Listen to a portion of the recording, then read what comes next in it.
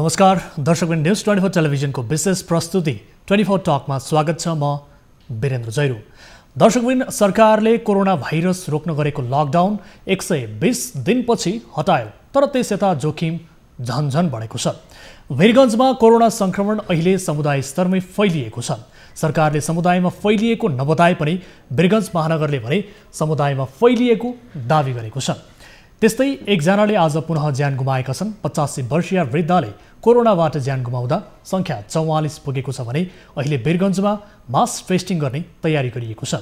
यदि समुदायमा फैलिएको हो भने सरकारले तत्काल कुनै एक्सन चाल्न आवश्यक छ, होइन भने वीरगञ्जको अवस्था भयावह हुने देखिएको छ। आज हामी यही सन्दर्भमा केन्द्रित रहेर कुराकानी गर्दैछौँ र कुराकानीका लागि हामीसँग प्रत्यक्ष जोडिनु भएको छ वीरगञ्ज महानगरपालिकाका मेयर विजय सरावगी। उहाँसँग हामी विशेष गरी अहिले समुदाय स्तरमा कोरोना भाइरसको संक्रमण फैलिसकेको बताइरहँदा अब थप योजनाहरू के कस्ता छन्, त्यहाँको पछिल्लो अवस्था के कस्तो छ र साथै थप एक 32 वर्षीय महिलाको समेत केही बेर अघि मृत्यु भएको खबर आएको छ र यसबारे पनि हामी पुष्टि गर्ने उहाँसँग कोसिस गर्नेछौँ। सबैभन्दा पहिले उहाँलाई कार्यक्रममा स्वागत गरौँ। मेयर साहब, स्वागत छ यहाँलाई 24 टकमा। धन्यवाद। अब भर्खरै मात्र एउटा खबर हामीले जानकारी पाएका छौँ, विशेष गरी 32 वर्षीय एक महिलाको मृत्यु भएको खबर प्राप्त भएको छ कोरोना भाइरसकै कारण भनेर भनिएको छ। यद्यपि यो पुष्टि भने भइसकेको छैन, यसको आधिकारिकता के हो, यहीँबाट सुरु गरौँ। एउटा यो महिला जुन अहिले मृत्यु भएको कुरा आएको छ, उहाँ चाहिँ एउटा हस्पिटल छ वीरगञ्ज हेल्थ केयर हस्पिटलमा आरटीडी टेस्ट उहाँको पोजिटिभ आएको थियो र त्यसपछिबाट उसको पोजिसन बिग्रिँदै गइरहेको थियो। त्यो बिग्रिँदै गएको पोजिसनमा उसलाई लगेर त्यहाँ कोरोना हस्पिटलमा लगियो। त्यहाँ गएर अब्जर्भेसनमा राख्दा राख्दै उहाँको मृत्यु भएको हो। अब पीसीआर टेस्ट गरेर पोजिटिभ नै हो भन्ने कुरा केही घण्टामा लाग्छ त्यो कन्फर्म हुनमा। त्यसपछिबाट मलाई लाग्छ कि यो पनि कोरोनाकै केस हो भन्ने हामी पनि कन्फिडेन्स छौँ, किन जुन किसिमको उहाँको पोजिटिभ आयो र जुन किसिमका सिम्टमहरू थिए अचानकै उहाँ एकदमै बित्नु नै भयो। अब यो के देखिएको छ भने यङ महिलामा चाहिँ यो कोरोना संक्रमण देखियो मान्नुहोस्, अनि यति छिटो मृत्यु हुनुमा स्ट्रङ भाइरस हामी कहाँ कम्युनिटी ट्रान्सफरको माध्यमबाट पसिसकेको छ। यो कुरा मैले 4-5 दिन अगाडि पनि सबैलाई जानकारी गराएको थिएँ कि अब चाहिँ अर्को किसिमको भाइरस यहाँ छ, जुन किसिमका मृत्युहरू भइरहेछन्। आज एक दिनमै 2-2वटा महिलाहरूको मृत्यु भएको छ, एउटा 85 वर्षीय र एउटा 32 वर्षीय। एउटा दुःखद कुरा हो। अब यो देशमा चाहिँ पहिला जस्ता कमजोर भाइरस छैन, अहिले एकदमै कडा खालका भाइरसहरू पसिसकेको अवस्था छ। अब विशेष गरी अहिले अब वीरगञ्जमा भनौँ न समुदाय स्तरमै कोरोना भाइरसको संक्रमणले विस्तार गरिसकेको फैलिएको भनेर भनिएको छ। अहिलेको ठ्याक्कै अवस्था चाहिँ के हो, यसबारे बताउनुहोस् न पहिले। हेर्नुहोस्, अवस्था एकदमै गम्भीर छ। जुन दिन यो लकडाउन हामीले समाप्त गऱ्यौँ, हजुर, लकडाउन समाप्त हुने दिनदेखि एक प्रकारले पुरा बजार हरेक चिजहरू खुल्यो। खुल्न साथै हामीहरू के गर्यौँ भने जस्तो इन्टरनेसनल बोर्डर खोलेको थिएन, तर इन्टरनेसनल बोर्डरबाट अवैध रूपमा धेरै मान्छेहरू आउने जाने भइराखेको थियो। पटक पटक यो कुराहरू जानकारी पनि हामी गराएका थियौँ सुरक्षा निकायका साथीहरूलाई, तर त्यो नियन्त्रण भएन। त्यो किन नियन्त्रण भएन प्रमाणित हुन्छ भने हामीले क्वारेन्टाइन पनि सुरु गरेका थियौँ अगाडिदेखि, 3 महिना अगाडिदेखि नै। त्यो क्वारेन्टाइनमा अथराइज च्यानलबाट कोही पनि मान्छे नआउने, जो पनि आउने अनअथराइज च्यानलबाट आउने, त हामी कहाँ चाहिँ त्यो सिस्टममा नआउने, त्यसबाट प्रमाणित भयो। थुप्रै यहाँ उद्योगहरूमा मान्छेहरू कामदारहरू आएका छन्, थुप्रै यहाँ साना साना भेन्डर काम गर्ने मान्छेहरू पनि आएका छन्, ती सबैले काम गरिरहेका थिए। मैले भनेको थिएँ अब यो स्ट्रङ भाइरस आउँछ। जस्तो केही दिन अगाडि यहाँ रौतडको एउटा केस यहाँ मृत्यु भएको थियो हाम्रै यहाँ कोरोना हस्पिटलमै। त्यो बेङ्गलोरबाट आएको केस थियो, अनि रौतडमा जब उसको सङ्क्रमितको एकदम अवस्था बिग्रिसकेपछि यहाँ ल्याइएको थियो र त्यो सङ्क्रमित पनि बित्यो यहाँ। त यो एक प्रकारले के देखिन्छ भने अहिले आएर जुन स्ट्रङ भाइरसहरू परिणत भएका छन् र अहिले हाई ह्युमिडिटीको पनि कुरा छन्। हाई ह्युमिडिटीमा भाइरसलाई बढी जिन्दा राख्नमा नै मद्दत गर्दो रहेछ। त्यो कारणले गर्दा पनि अब यो कम्युनिटी स्प्रेड भएको भन्ने कुरा त्यो बेला पनि हामी प्रमाणित भइसक्यो भनेर भनेका थियौँ, तर कसरी पनि वास्ता गरेन। हामी मान्छौँ कि ठिक छ हामी धेरै इकोनोमिक क्राइसिसमा नजाउँ भनेर खोल्नुपर्छ, तर विवेकपूर्ण ढङ्गले खोल्नुपर्ने कामहरू भएन। एकदम अचानक खोल्यो, अचानक खोलेपछि जनता पनि नबुझ्ने नै हो, जनताले पनि यो कुरा बुझेन, जसको कारणले गर्दा आज हामीहरू यो परिणाम भोगिरहेछौँ। र सबैलाई के लाग्छ भने वीरगञ्जमा फैलिएको छ भने अरू ठाउँमा जाँदैन। यो अब कम्युनिटी ट्रान्सफर तपाईँको कहाँ कहाँसम्म पुग्छ यो थाहा छैन, तर अब यसको लागि अब नेपाल सरकारको CCMC को जुन संस्था छ उसको योजना, प्रदेश सरकारको योजनाहरू अहिलेसम्म कुनै फ्रुटफुल योजनाहरू या ठीक छ। अब समुदाय स्तरमा कोरोना भाइरसको संक्रमण फैलिसकेको छ मेयर साहब, अब यसको नियन्त्रणका लागि यो बीचमा यहाँहरूले प्रभावकारी भूमिका चाहिँ किन खेल्न सक्नु भएन? यहाँहरूको पनि त जिम्मेवारी हुन्थ्यो, यहाँहरूले पनि आफ्नो कदम प्रभावकारी ढङ्गले अगाडि बढाएको नियन्त्रणमा केही सहज पुग्न सक्थ्यो, तपाईँहरूबाट पनि त केही कमजोरी भयो नि सर? होइन, हामीसँग कुनै कमजोरी भएको छैन, हामी एकदम योजनाबद्ध ढङ्गले काम गरेका छौँ। तर हाम्रा योजनाहरूले कहिले केन्द्रको नाममा कहिले जिल्लाको नाममा तुहाउने काम मात्र भएको छ। वीरगञ्ज महानगरपालिकाले मास टेस्टिङमा जानुपर्छ, कमसेकम एक घर एक जाँच गर्नुपर्छ भने 1 महिना अगाडिदेखि हल्ला गरिराखेका छ। हामीहरू सारा व्यवस्थापन गरिसकेका थियौँ। अहिले आएर 8 दिन पहिला के भनियो भने हामीलाई तपाईँहरू पाउनुहुन्न, यसको लागि चाहिँ तपाईँलाई पहिला पर्मिसन लिनुपर्छ। 8 दिन पर्मिसन अगाडि नै लिन पठाएको आजसम्म त्यो पर्मिसन आएको छैन। अहिले आएर फेरि के आज निर्णय गरेका छन् भने हाम्रो CCMC को जुन डिस्ट्रिक्ट कमिटीको लेभल छ कि ऱ्यान्डम चेकिङ गर्ने। अब यो ऱ्यान्डमको परिभाषा के हो? अब ऱ्यान्डम भनेपछि यो कसले गर्ने हो? त्यो त जुन पहिलादेखि भइराखेको त त्यही हो। हामी एउटा ट्रेसिङ गर्छौँ अनि एउटा क्वारेन्टाइनमा आएका मान्छेहरूको हामी PCR टेस्ट गर्छौँ। बाँकी त ऱ्यान्डम गर्नुपर्छ, मास टेस्टिङ गर्नुपर्छ भने हाम्रा सामान्य प्रधानमन्त्रीजीले पनि अगाडि बोलिसक्नु भएको छ। कमसेकम 2-3% जनताको चेक जाँच हुनुपर्छ। जबसम्म हामी मास टेस्टिङमा जान्दैनौँ, कम्युनिटी ट्रान्सफरको थाहा हुँदैन, कम्युनिटी ट्रान्सफर थाहा नहुन्जेलसम्म हामी केही पनि काम गर्न सक्दैनौँ। यो सबभन्दा ठुलो हाम्रो समस्या छ। यो विषयलाई बुझेर पनि नबुझेको जस्तो काम भइरहेछ। CCMC यो मामलामा किन क्लियरेन्स दिन सकेन? महानगरपालिकाले आफ्नो खर्चमा काम गर्दैछ, सारा टेस्टको किटहरू हामी किनेर ल्याएका छौँ, अलिकति उहाँहरूसँग सहयोग मागेका छौँ। हामीहरूले चाहिँ यहाँ पुरा PCR मेसिन उसको पुरा एसेसरिजको साथमा करिब 80 लाख रुपियाँको सामान यहाँ दिइसकेका छौँ, अटोमेटिक रियल टाइम मेसिन। यो सब काम हाम्रो थिएन, तै पनि हामी गरिराखेका छौँ। त्यसको तपाईहरुले विशेष गरी PCR मेसिन पनि खरिद गर्नु मेयर साहब, हजुर PCR मेसिन पनि खरिद भयो, विशेष गरी 65 लाख को हाराहारीमा PCR मसिन खरिद भएको छ। तर परीक्षण बढाउनका लागि खरिद गरिएको मेसिन पनि बेकाम बन्यो, कामै भएन, किन? अब यस्तो छ, हामी त मेसिन किनेका थियौँ म्याक्सिमम परीक्षण गर्नको लागि। त्यही कारणले वीरगञ्ज महानगरपालिकाले एक घर एक परीक्षण मिनिमम गर्ने हिसाबले 50,000 मान्छेको परीक्षणको हामी स्किम लिएर अगाडि बढेका थियौँ। हाम्रो नगरसभाले अनुमोदित गरेको स्किम हो यो। पनि नेपाल सरकारले हामी सधाउनको लागि यो स्किम ल्याएका थियौँ। वीरगञ्ज एउटा सेन्सिटिभ ठाउँ छ, अवैध रूपले मान्छेहरू प्रवेश गर्छ, अन्तर्राष्ट्रिय नाका छ, यहाँ धेरैजना मान्छेहरू प्रवेश गर्ने भएको हुनाले यसलाई चाहिँ कमसेकम हामीले एउटा मास परीक्षण गर्नुपर्छ भने एउटा ल्याएको स्किम। तर आज 8 दिन 9 दिन भइसक्यो, CCMCले किन यसलाई प्रुफ गरेन? किन हाम्रा डिस्ट्रिक्टका साथीहरूले गर्न सक्नु भएन? पुरा नेपाल राज्यभरिमा ठाउँ ठाउँमा स्थानीय निकायहरूले टेस्टिङको काम गरिरहेछ, वीरगञ्जले रोक्ने काम किन भयो? अब त्यो जवाब त अब हाम्रो नेपाल सरकारमा बसेका जिम्मेवार व्यक्तिहरूले दिनुहुन्छ या हाम्रा CDO साहबहरूले दिनुहुन्छ। अब मेयर साहब जस्तो अब राजनैतिक दलका प्रतिनिधि, तपाईहरु जस्तो जनप्रतिनिधि, स्थानीय प्रशासन भनौँ, यी लगायतको निष्क्रियताको परिणाम अहिले जुन हिसाबले सर्वसाधारणले भोगिरहेका छन्, स्वीकार्नुहुन्छ तपाईहरुको कमी कमजोरीका कारण नै तपाईहरु बीच एक आपसमा उचित कोर्डिनेसन नभएका कारणले नै यो स्थिति अहिले वीरगञ्जवासीले बेहोर्नु परिरहेको छ भन्ने कुरा स्वीकार्नुहुन्छ? एकदम सही कुरा। तपाईको दुईटा विषय छ यहाँ। एउटा कुरा म के स्वीकार गर्छु, वीरगञ्ज महानगरपालिकाको कारणले गर्दा हामीले कहीँ पनि यो केस बढेको भनेर हामी भन्न चाहँदैनौँ, किन हामी हरेक ठाउँमा केन्द्र र प्रदेश सरकारले गर्ने काम हामी गरेका छौँ। उनका डाक्टर साहबहरूको पनि बास बस्ने व्यवस्थापन, क्वारेन्टाइनका सबै हामी मिलाएका छौँ। उहाँहरूले गर्नुपर्ने हरेक काम हामी गरेका छौँ। तर हो कोअर्डिनेसन छैन, सङ्घ प्रदेश र हाम्रो कुनै कोअर्डिनेसन छैन। काम चाहिँ जिम्मा जिल्ला भनौँ नि हाम्रो प्रशासनले दिएको छ, उहाँहरूले गर्नुहुन्छ, उहाँहरूको जिम्मेवारी छ। हामीलाई जुन जिम्मेवारी दिएको छ त्यो भन्दा पनि 4 गुणा काम वीरगञ्ज महानगरपालिकाले गरेको छ। त्यो विगतको सारा तपाईँले डाटा चेक गर्नुहुन्छ। हाम्रा तपाईँकै यहाँका मतलब प्रमुख हुनुहुन्छ हाम्रा राजु श्रेष्ठी, उहाँलाई पनि थाहा छ कि वीरगञ्ज महानगरपालिकाले कुन ढङ्गले हामी यहाँ काम गरेका छौँ। कुनै पनि काम हाम्रो कमजोर भएको छैन। तर हो कोअर्डिनेसन किन भएन, त्यसका कुराहरूमा किन सङ्घ सरकार र प्रदेश सरकार हामीसँग सहकार्य गर्न चाहँदैन, यो सब विषयमा उहाँहरूसँग सोध्नुपर्ने हुन्छ। एउटा हामी पनि सरकार हो, हामीलाई चाहिँ कुनै पनि किसिमको आज वीरगञ्ज एपिक सेन्टर बनाइएको छ, पुरै कोरोनाका सारा कामहरू यहीँ भइरहेछ, 3 जिल्लाका मरिजहरू यहीँ ल्याइएको छ। जब हाम्रो प्रदेश सरकारले भनेको थियो कि हामी 10वटा भेन्टिलेटर दिन्छौँ, छिटै हामी चाहिँ पथलैयाको तालिम केन्द्रमा यो कोरोना हस्पिटल चालु गर्छौँ, सिमरामा चालु, कसैले पनि केही गरेको छैन। हामी माथि सबै कुराहरू छोडिदिएको छ। 3 महिनादेखि टोटल खर्च हामी बेहोरिरहेछौँ। कोभिडको मरिजको पनि, कोभिडको हस्पिटल सञ्चालन गर्ने, आइसोलेसनको खर्च हामी बेहोरिरहेछौँ, क्वारेन्टाइन बेहोरिरहेछौँ, मेसिनको बेहोरिरहेछौँ। अब किटको पनि हामी 50 जना मान्छेको चेक जाँच गर्नको लागि गरिरहेछौँ। यदि नेपाल सरकारको हिसाब गर्ने हो भने 5500 को दरले भने वीरगञ्ज महानगरपालिकाले 27 करोडको काम गर्न गइरहेछ। त्यस्तो पवित्र कामलाई, आफ्नो जनताले बचाउने कामलाई, संक्रमणलाई रोक्ने कामलाई, होइन आइसोलेसनमा गर्नको कामलाई पनि नेपाल सरकारले किन रोक्यो? 8 दिनदेखि हामीले किन मतलब इजाजत दिएन?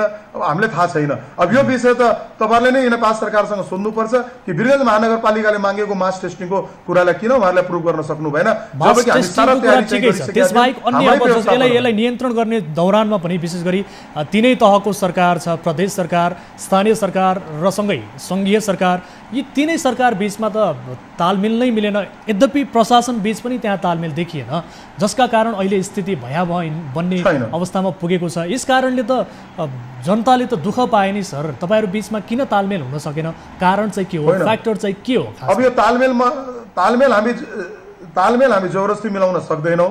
हामीले जति हाम्रो कर्तव्य थियो, संघ सरकार, प्रदेश सरकार, यहाँको लोकल अथोरिटीहरुलाई हामीले बारम्बार हरेक कुराहरु लेखेर पनि पठाएको छौं, बारम्बार मिटिङमा उठाएका पनि छौं।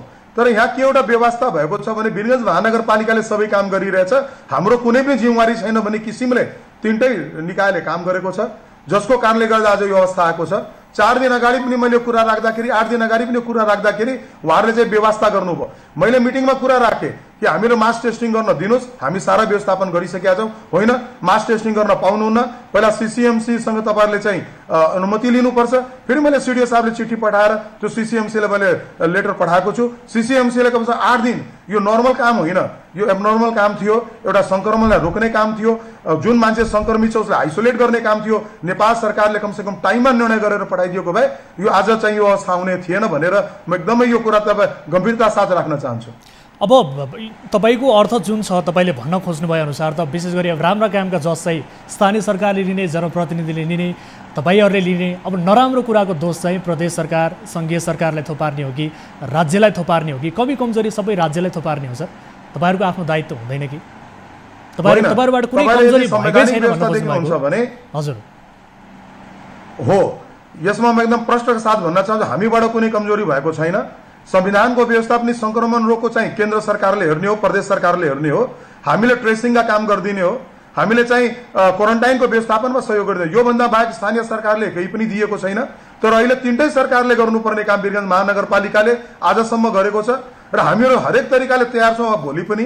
तर कमसे कम हामीले चाहिँ त्यो सहकार्य, त्यो सहयोग कमसे कम केन्द्र सरकार र प्रदेश सरकारले गरिदिनु पर्यो। उहाँहरूले चाहिँ हाम्रो माथि सम्पूर्ण कुराहरू छोडेर 3 जिल्लाको जिम्मा हामीले दिएर उहाँ बस्न सक्नुहुन्न। त्यसको लागि चाहिने हस्पिटलको व्यवस्थापन, अहिले हामी प्राइभेट हस्पिटलमा संक्रमितहरू राखेर उपचार गरिराखेका छौँ। त्यो प्राइभेट हस्पिटलमा गर्ने होइन।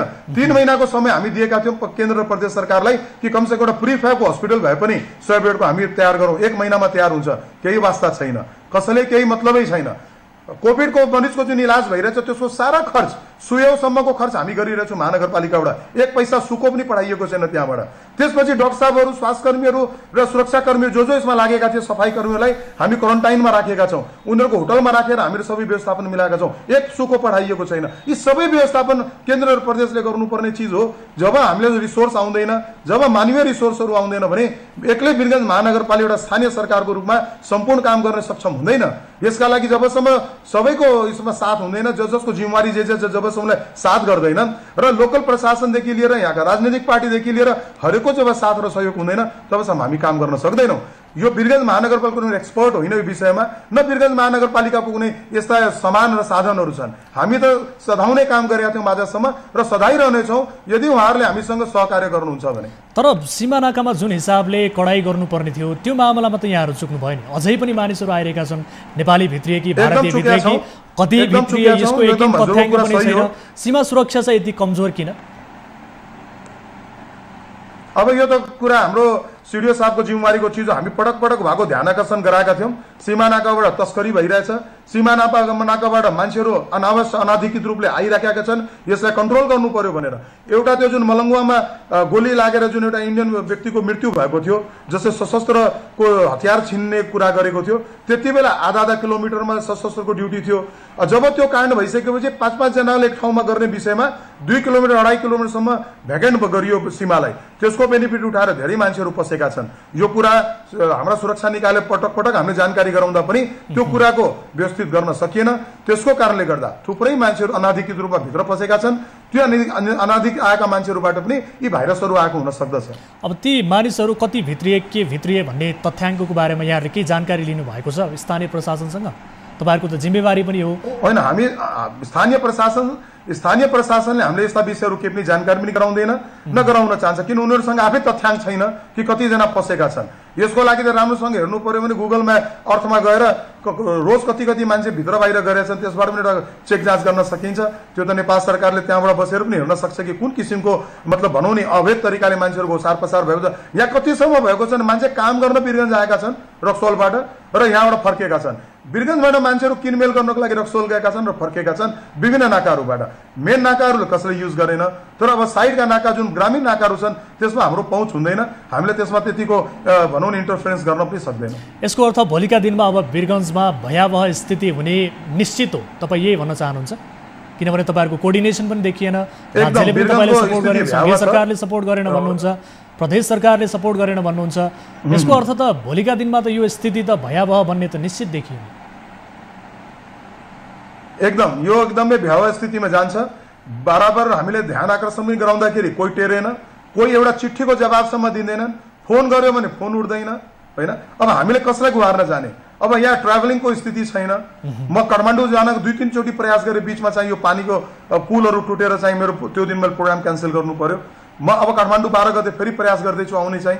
म विभिन्न निकायमा गएर पुगेर आफै अब एडभोकेसी गर्छु। यदि उहाँहरूले वास्तवमा वीरगञ्जको माध्यमबाट पुरा देशलाई बचाउन चाहनुहुन्छ बचाउनुहोस्, किनभने योभन्दा अगाडि पनि वीरगञ्जबाट सुरुवात भएको थियो। अहिले पनि ठुलो जुन ब्रस्ट भएको छ त्यो वीरगञ्जबाटै सुरु भएको छ। आउने दिन बहुत दुःखद छन्, हामी बुझिरहेछौँ। एक दिन 2-2 जना मान्छे मृत्यु हुनु र अझ पनि मान्छेहरू त्यहाँ भेन्टिलेटरमा जाने अवस्था छन्। किनभने पहिलाका जुन रोगीहरू आउँथे तिनीहरूमा कुनै पनि सिम्टम हुँदैन थियो। अहिलेका रोगीहरूमा 80% रोगीहरूमा सिम्टम छ। अब हस्पिटल बेच्ने इलाज गर्नुपर्छ। किन नेपाल सरकारले अहिलेसम्म यहाँ भएका ठुला हस्पिटललाई अक्युपाई गर्न सकेन? किन निर्णय गर्न सकिरहेको छैन? एउटा बडी पनि लगेर मान्छे मरेको बडीलाई पनि गाड्नु पर्यो भने त्यहाँ पनि समस्या छ। त्यसो भए तपाईँ अब काठमाडौँ नआइकन यसको समस्याको समाधान हुँदैन यही भन्न खोज्नु भएको मेयर साहब? तपाईँ काठमाडौँ नआइकन त्यही कुरा किन मैले आजसम्म जति पनि पत्र पठाएको छु, जति पनि मैले कुरा पठाएको छु, त्यो संघीय मामला होस्, स्वास्थ्य मन्त्रालय होस् या प्रधानमन्त्रीज्यूका होस् या सबै ठाउँमा होस्, कहीँबाट पनि एउटा पत्रको जवाबसम्म पनि छैन। अब त्यो यसरी कसरी बुझौँ कि हामीले हेल्प गरिरहेछ सङ्घ र प्रदेश सरकारले? ल उहाँहरूले के गर्नु भएको छ उहाँले कमसेकम त्यो बताइदिनु पर्यो। सारा चिज त आज हामी गरिरहेछौँ स्थानीय सरकारको हैसियतले। के स्थानीय सरकारको काम यो सम्पूर्ण काम गर्ने जिम्मेवारी हो त? ल ठिक छ, तपाईहरुले अब यति लामो समयको लकडाउन पनि भयो, स्थानीय सरकारले पनि अब यो नियन्त्रणमा थुप्रै बजेट खर्च गरेका छन्। यो बीचमा तपाईहरुले यसको नियन्त्रणका लागि आफ्नो तर्फबाट के प्रयास गर्नुभयो? पोइन्ट वाइज भनिदिनुस् त, के गर्नुभयो तपाईहरु? हामीहरू सबभन्दा पहिला क्वारेन्टाइनको स्थापना गर्यो। क्वारेन्टाइनको व्यवस्थापन एभ्रिडेको हामी गर्दैछौँ। आइसोलेसनको स्थापना गर्यो, त्यसको व्यवस्थापन गर्दैछौँ।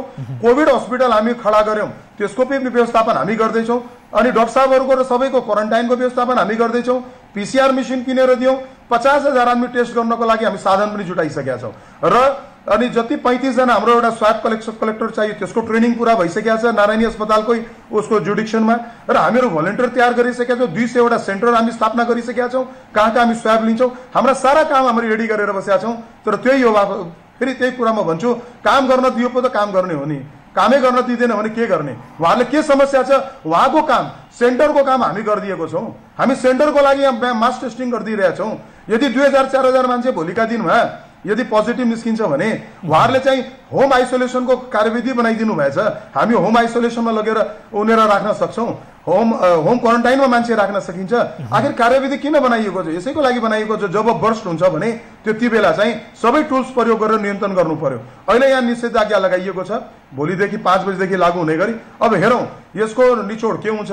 यो निषेधाज्ञाको बेलामा, लकडाउनको बेलामा मास टेस्टिङ गर्नु पर्थ्यो, त्यो मास टेस्टिङ आजसम्म भएको छैन। ओन्ली कन्ट्याक्ट ट्रेसिङ र तपाईँको क्वारेन्टाइनको मात्र हामीले अहिलेसम्म ल्याएर त्यो टेस्ट गरेका छौँ। अहिलेसम्म एक्स्ट्रा टेस्टहरू भएको छैन यहाँ। ठिक छ, अब तपाईँहरूले निषेधाज्ञा पनि जारी गर्नुभएको छ। यति बेला समुदाय स्तरमा कोरोना फैलिएसँगै वीरगञ्जवासी पुरै आतंकित बनेको छ। अब ती वीरगञ्जवासीहरूलाई हिम्मत दिनका लागि, साहस दिनका लागि तपाईँहरूले यो निषेधाज्ञा जारी गरिरहनु भएको छ। यो बिचमा के गर्ने योजना बनाउनु भएको छ? अब यो निषेधाज्ञा जारी भएको छ भने पहिला त हामी धेरै गल्ती गरिसक्यौँ। खालि निषेधाज्ञा लगाउने, लकडाउन गर्ने मात्र काम भयो, कहिले पनि मास टेस्टिङको काम भएन। त्यति बेला नि म कराएको थिएँ कि मास टेस्टिङ गर्नुपर्छ, यस्तो बेलामा भएन। यदि त्यति बेला मास टेस्टिङ गरेर हामी सीमा सिल गरिदिएको भए हामीले आज यो दुःख भोग्नु पर्दैन थियो। सीमालाई खुल्ला छोडियो, सबभन्दा ठुलो समस्या हाम्रो त्यही भएको छ। बजारलाई एकदमै खुल्ला छोडियो, त्यहाँ हामी समस्या परेको थियो। तर अब हामीले चाहिँ यो निषेधाज्ञाको बेलामा मास टेस्टिङ गर्नुपर्छ, कम्युनिटी स्प्रेडबाट बचाउनुपर्छ र म्याक्सिमम मान्छेहरूलाई यदि हामीसँग साधन नभए पनि यहाँका प्राइभेट हस्पिटललाई अक्युपाई गर्नुपर्छ। मेडिकल कलेज लगायत यहाँ थुप्रै हस्पिटल छ, त्यसलाई लिनुपर्ने कानुन अनुसारको व्यवस्थापन गर्नु पर्यो। त्यसको साथसाथमा हामीले जुन एउटा एक घर एक जाँचको प्रविधि ल्याएको छौँ त्यसलाई लागू गर्नु पर्यो र साथसाथमै अरू मान्छेको पनि टेस्टिङ हामी गर्न सक्छौँ। अहिले 180 जनाको टेस्ट हुँदाखेरि पेडमा 25 जना कोरोना पोजिटिभ निस्क्यो। यसको मतलब धेरै पेड मान्छेहरू यस्ता छन् जुन लुकेका छन् गर्भगृहमा सङ्क्रमितहरू, जसको यदि टेस्टिङ भयो भने भोलिका दिनमा चाहिँ म्याक्सिमम सङ्क्रमित निस्किने अवस्था छ। वीरगञ्जमा अहिले म त यही आग्रह गर्छु नेपाल सरकार र प्रदेश सरकारलाई, तुरन्त यहाँ एउटा इमिडिएट रिस्पोन्स टिम पठाएर तुरन्त हामीले यहाँ मास टेस्टिङको व्यवस्थापन गरौँ र त्यसबाट निस्किने परिणामलाई हामी तुरन्त यसलाई उपचार गरेर सबैलाई स्वस्थ पारौँ। यही एउटा हामीसँग विकल्प छ, अर्को कुनै विकल्प अहिले छैन। अब मेयर साहब, जस्तो अहिलेको स्थितिमा भोलिका दिनमा अब कोरोना सङ्क्रमितहरू बढे र स्थिति अझ तनावपूर्ण बन्दै गएको अवस्थामा अहिले हाललाई त्यहाँ वीरगञ्जमा भनौँ अहिले हेल्थ इन्फ्रास्ट्रक्चरको स्थिति के छ, आइसोलेसन बेडहरूको स्थिति के छ, भेन्टिलेटरको स्थिति के छ, यसलाई नियन्त्रण गर्ने, यसलाई कब्जामा लिन सक्ने स्थिति छ वा छैन हेल्थ इन्फ्रास्ट्रक्चरको हिसाबले? हेर्नुहोस्, जो कोरोनाको लागि लक्षित गरेर यहाँ कुनै पनि किसिमका भेन्टिलेटरहरूको व्यवस्थापन एक्स्ट्रा गरिएको छैन आजसम्म। प्रदेश सरकारले घोषणा गरे त 10 वटा भेन्टिलेटर दिन्छौँ, त्यो आजसम्म आएको छैन। केन्द्र सरकारले केही पठाएको छैन यो मामलामा। हामीसँग एक्स्ट्रा केही पनि छैन हो। तर मेडिकल फेसिलिटी वीरगञ्जमा 64 वटा टोटल भेन्टिलेटरहरू छ सबै हस्पिटलमा मिलाएर। यदि हामी सबैलाई कन्सन्ट्रेटेड गरेर 2-3 वटा हस्पिटल सिफ्ट गरेर आइसियू र सबैको व्यवस्थापन गर्न सक्यो भने मजाले हामीले चाहिँ 5000 देखि 1000 केसलाई डिल गर्न सक्छौँ। त्यसमा पनि यदि पुग्दैन भने जो मान्छेमा सिम्पटम छैन ती मान्छेहरूलाई हामी चाहिँ होम आइसोलेसनको व्यवस्थापनमा राख्न सक्छौँ। त्यसको अलरेडी प्रोटोकल बनिसकेको छ, त्यसलाई हामी लागू गर्न सक्छौँ। त्यसमा जुन भिजिटरहरू हुन्छ हाम्रो मेडिकल स्टाफहरूलाई प्रत्येकको घरमा पठाएर हामीले चेक जाँच गर्न सक्छौँ डेली बेसिसमा। धेरै केही चाहिँदैन, उनीहरूलाई औषधि दिनुपर्छ, एउटा थर्मामिटर दिनुपर्छ, एउटा पल्स रेटहरू हेर्नको लागि, अक्सिजनको स्थिति हेर्नको लागि हामीले इक्विपमेन्ट दिनुपर्छ। त्यो 4-5 हजारको सामान छ टोटल। त्यो चिज हामी गर्न सक्यो भने मलाई के लाग्छ भने हामीहरू यो कोरोनाबाट पार लाग्न सक्छौँ। कम्युनिटी स्प्रेडलाई बचाउनु पर्यो। अब न त अमेरिका र भारत जस्तै हाम्रो पनि स्थिति हुन्छ कि जस्तो अवस्था आइसकेको छ।